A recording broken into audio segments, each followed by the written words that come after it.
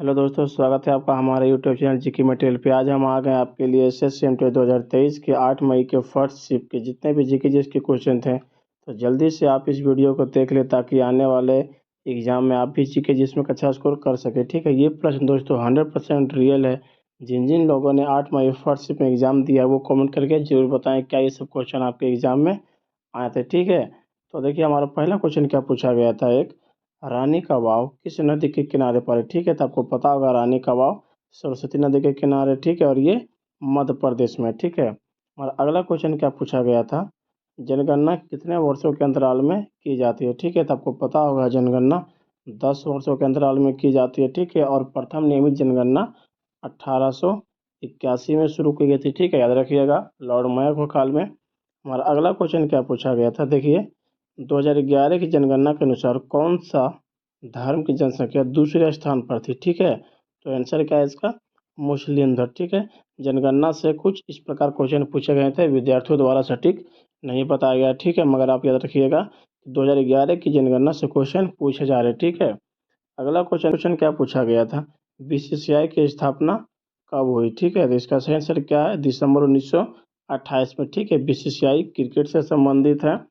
हमारा अगला क्वेश्चन क्या पूछा गया था, अंडमान और निकोबार कौन सी जल संधि से अलग होते हैं। ठीक है, तो इसका सही आंसर क्या है, 10 डिग्री चैनल से। ठीक है, याद रखिएगा 10 डिग्री चैनल। ठीक है, अक्षांश। अगला क्वेश्चन क्या पूछा गया था, उस्ताद अलाउद्दीन खां कौन से वाद्य यंत्र बजाते हैं। ठीक है, तो इसका सही आंसर क्या है, सरोद वादक। ठीक है, और उस्ताद अलाउद्दीन खां को 21वें राजीव गांधी राष्ट्रीय सद्भावना पुरस्कार से भी सम्मानित किया गया। ठीक है, याद रखिएगा। हमारा अगला क्वेश्चन क्या पूछा गया था, रोजर फेडरर का संबंध किस खेल से। ठीक है, तो आपको पता होगा ये काफ़ी प्रसिद्ध व्यक्ति हैं। ठीक है, जो कि स्विट्जरलैंड के हैं, जिनका संबंध टेनिस से है। ठीक है, रोजर फेडरर ने 20 ग्रैंड स्लैम पुरुष एकल खिताब जीता। ठीक है, अपने पूरे जीवन करियर में कितने, 20 ग्रैंड स्लैम। ठीक है, और ये अब संन्यास ले चुके हैं। ठीक है, याद रखिएगा। हमारा अगला क्वेश्चन क्या पूछा गया था, तद्बोधनी सभा का गठन कब हुआ था। ठीक है, तो इसका आंसर क्या है, 6 अक्टूबर 1839 होना चाहिए। ठीक है, तो अक्टूबर 1839 को तद्भुवनी सभा की स्थापना कलकत्ता में ब्रह्म समाज के एक अलग दल के रूप में की गई थी, जो हिंदू और भारतीय समाज दोनों में सुधार के लिए समर्पित एक संगठन है। ठीक है, ये क्वेश्चन दोस्तों 100% रियल है। ठीक है, अगर आपने 8 मई फर्स्ट में एग्जाम दिया हो तो कमेंट करके जरूर बताएं। ठीक है, क्या सब क्वेश्चन थे। ठीक है, हमारा अगला क्वेश्चन क्या है, 18वीं सदी में राजा सवाई सिंह ने अपनी राजधानी कहाँ बनाई थी। ठीक है, तो आपको पता होगा जयपुर की स्थापना राजा स्वयं जयसिंह ने की थी। ठीक है, और जयपुर को ही राजधानी बनाया था। ठीक है, और अगला क्वेश्चन क्या पूछा हुआ था, हमारे एक राष्ट्रपति से रिलेटेड क्वेश्चन पूछा गया था। किसी विद्यार्थी ने कहा कि राष्ट्रपति से रिलेटेड क्वेश्चन था। ठीक है, तो किसी द्वारा बताया गया कि वो राष्ट्रपति के शपथ से कुछ क्वेश्चन थे या राष्ट्रपति के निर्वाचन से संबंधित क्वेश्चन थे। ठीक है, तो हम राष्ट्रपति से जितने भी क्वेश्चन बनते हैं हम उनको देखते हैं एक बार।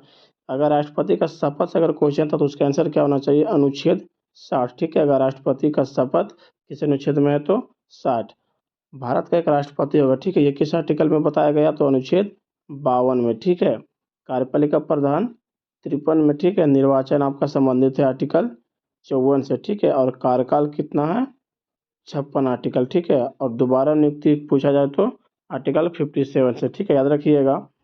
और क्या है हमारा, योग्यता। ठीक है, योग्यता पूछे तो आर्टिकल 58 में। ठीक है, और देखिए नेक्स्ट है हमारा कि राष्ट्रपति को वोट कौन देता है। ठीक है, मतलब कह सकते हैं कि क्वेश्चन किस प्रकार से पूछा गया कि राष्ट्रपति के निर्वाचन में कौन भाग लेता है। ठीक है, या फिर नहीं लेता है। ठीक है, तो सबसे पहले देखिए राष्ट्रपति का जो निर्वाचन होता है वो आर्टिकल 55 से होता है। ठीक है, मतलब अनुच्छेद 55 संसद के दोनों सदनों, ठीक है, मतलब लोकसभा और राज्यसभा। ठीक है, तथा साथ ही राज्य विधायकों जो विधानसभाओं के अंतर्गत आते हैं। ठीक है, ये निर्वाचित सदस्य होते हैं। ठीक है, याद रखिएगा। एक और अगला क्वेश्चन क्या पूछा गया था, I2U2 पहले नाम क्या था। ठीक है, तो इसका पहला नाम क्या था, वेस्ट एशियन क्वाड। ठीक है, इसके देखिए कुछ पॉइंटों को देख लेते हैं। I2U2 4 देशों, ठीक है, भारत, इजराइल, संयुक्त अरब अमीरात और संयुक्त राज्य अमेरिका द्वारा गठित एक नया समूह है। इसे आर्थिक सहयोग के लिए अंतर्राष्ट्रीय मंच, ठीक है, अंतर्राष्ट्रीय मंच international forum for economic corporation का नाम दिया गया। ठीक है, याद रखिएगा। अगला क्वेश्चन क्या पूछा गया था, केंद्रक और कोशिका झिल्ली के बीच द्रव को क्या कहा जाता है। ठीक है, तो इसका सही आंसर क्या है, जीव द्रव। ठीक है, याद रखिएगा। अगला क्वेश्चन क्या पूछा गया था, संविधान में कितनी भाषाएं। ठीक है, ये काफ़ी इजी सा क्वेश्चन देखिए दोस्तों पूछा जा रहा है। ठीक है, तो आप भी जीकेजीएस में एक अच्छा स्कोर कर सकते हैं अगर आप भी सारे दिन के, ठीक है, सारे दिन के एनालिसिस क्वेश्चन जरूर देख के जाए। ठीक है, तो क्या है, संविधान में कितनी भाषा हैं, 22 भाषा। ठीक है, मूल रूप से 14 भाषा है। ठीक है, प्रारंभ में हमारे संविधान की अनुसूची 14 भाषा थे। ठीक है, ये भी याद रखिएगा। और नेक्स्ट क्वेश्चन, हमारा अगला क्वेश्चन पूछा गया था, नवरोज किससे संबंधित है। ठीक है, ऐसा ही कुछ मिलता जुलता क्वेश्चन था। तो नवरोज हमारे पारसी नववर्ष है। ठीक है, आइए इसको कुछ पॉइंटों को देखते हैं।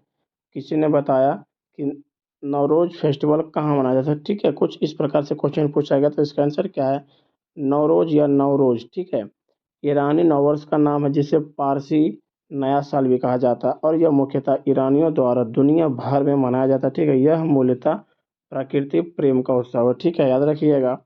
अगला क्वेश्चन क्या पूछा गया था, गरीबी रेखा को निर्धारित करने के लिए कौन सा संगठन सर्वेक्षण कार्य करता है। ठीक है, तो NSSO। ठीक है, राष्ट्रीय नमूना सर्वेक्षण कार्यालय। ठीक है, अगला क्वेश्चन क्या पूछा गया था कि नवंबर में भारतीय टीम के कोच किसे नियुक्त किया गया था। ठीक है, ये आपका काफ़ी आसान सा क्वेश्चन है। ठीक है, तो नवंबर भारतीय टीम के कोच कौन थे, तो राहुल द्रविड़। ठीक है, याद रखिएगा कौन थे, राहुल द्रविड़। ठीक है, और अगला क्वेश्चन क्या पूछा गया था कि गेहूं के लिए सर्वोत्तम मिट्टी कौन सी है। ठीक है, तो दोमट या बलुई दोमट। ठीक है, भारी चिकनी मिट्टी गेहूं के लिए उपयुक्त मानी जाती है। ठीक है, अगला क्वेश्चन क्या पूछा गया था, 1835 में अंग्रेजी शिक्षा किस पद्धति पर आधारित है। ठीक है, ये भी मिलता जुलता क्वेश्चन इसी से था। ठीक है, तो हमें सटीक जानकारी नहीं मिली है, अगर आपने एग्जाम दिया तो जरूर कमेंट करके बताएं। ठीक है, तो क्वेश्चन या ये हो सकता है कि 1835 की अंग्रेजी शिक्षा किस पद्धति पर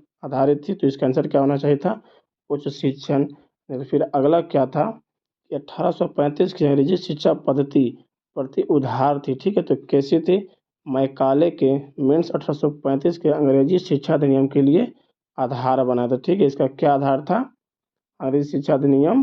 ठीक है, मीन्स के 1835 अंग्रेजी शिक्षा अधिनियम के आधार बनाए थे। ठीक है, और ये अंग्रेजी शिक्षा माध्यम, ठीक है, अंग्रेजी शिक्षा भारत में लाने का श्रेय किसको जाता है, तो लॉर्ड मैकाले को। ठीक है, अगला क्वेश्चन क्या पूछा गया था, लावनी नृत्य किस राज्य से संबंधित है, किस विद्यार्थी ने ये बताया। ठीक है, तो आपको पता होगा लावनी कहाँ की है, महाराष्ट्र का लोक नृत्य। ठीक है, नेक्स्ट क्वेश्चन क्या पूछा गया था, प्रधानमंत्री स्वच्छता मेला कितने जिले भाग लिए। ठीक है, कुछ ऐसे ही मिलता जुलता क्वेश्चन था, हमें इसके भी सटीक जानकारी नहीं मिली है। ठीक है, तो प्रधानमंत्री राष्ट्रीय स्वच्छता मेला 12 दिसंबर को 25 राज्यों के 197 जिलों में आयोजन होगा। ठीक है, ऐसे ही कुछ क्वेश्चन था। अगला क्वेश्चन क्या पूछा गया था कि बंगाल विभाजन का आधिकारिकरण क्या था। ठीक है, तो इसका आंसर क्या है, 19 जुलाई 1905 को तत्कालीन वायसराय, ठीक है, लॉर्ड कर्जन ने बंगाल विभाजन की घोषणा की। ठीक है, आपका यह भी क्वेश्चन बनता है कि बंगाल विभाजन किस वायसराय के काल में होता है। ठीक है, तो क्या हो जाएगा, लॉर्ड कर्जन। ठीक है, 16 अक्टूबर 1905 को यह लागू किया गया था और 1911 में लॉर्ड हार्डिंग ने इसे वापस ले लिया। ठीक है, भारत की राजधानी कोलकाता से दिल्ली स्थानांतरित की गई लॉर्ड हार्डिंग द्वितीय के काल में। ठीक है, याद रखिएगा। अगला क्वेश्चन क्या पूछा गया था कि वेन स्वांग किसके दरबार में भारत आया। ठीक है, तो इसका आंसर क्या है, वेन सांग सबसे पहले एक चीनी तीर्थयात्री थी। ठीक है, जो कि प्रमाणिक बौद्ध लिपियों को हासिल करने के उद्देश्य से हर्षवर्धन के शासनकाल के दौरान भारत आए थे। ठीक है, याद रखिएगा। राजा हर्षवर्धन पुष्यभूति वंश के सबसे प्रसिद्ध और लोकप्रिय राजाओं में से एक थे। ठीक है, आपका काफ़ी इंपॉर्टेंट क्वेश्चन बनता है। अगला क्वेश्चन क्या पूछा गया था, भारत छोड़ो आंदोलन कब शुरू हुआ। ठीक है, तो भारत छोड़ो आंदोलन 8 अगस्त 1942 को शुरू हुआ था। इसे अखिल भारतीय कांग्रेस कमेटी के बम्बई अधिवेशन में शुरू किया था। ठीक है, याद रखिएगा। अगला क्वेश्चन क्या पूछा गया था कि विद्युत धारा जोड़ने और हटाने में किसका प्रयोग होता है। ठीक है, तो आपको पता होगा इंसुलेटर का। ठीक है, जिसे हम प्रतिरोध कहते हैं या फिर कुछ चालक। ठीक है, कुछ इस तरह से ऑप्शन दिया गया था। हमारा अगला क्वेश्चन है अनुच्छेद 17 किससे संबंधित है? ठीक है, तो आपको पता होगा अनुच्छेद 17 अस्पृश्यता से संबंधित है। ठीक है, ये क्वेश्चन दोस्तों थोड़ा सा डाउट है क्योंकि ये क्वेश्चन हमारा पिछले शिफ्ट के एग्जाम में पूछा गया था। ठीक है, क्या ये उसी शिफ्ट से रिपीटेड क्वेश्चन है? तो आप कमेंट करके जरूर बताएं। तो ठीक है दोस्तों, ये थे हमारे 8 मई फर्स्ट शिफ्ट के जीके जीएस क्वेश्चन पेपर के एनालिसिस। ठीक है, इसके अगले शिफ्ट के क्वेश्चन हम अगले वीडियो में देखेंगे। तब तक के लिए जय हिंद, जय भारत। ठीक है।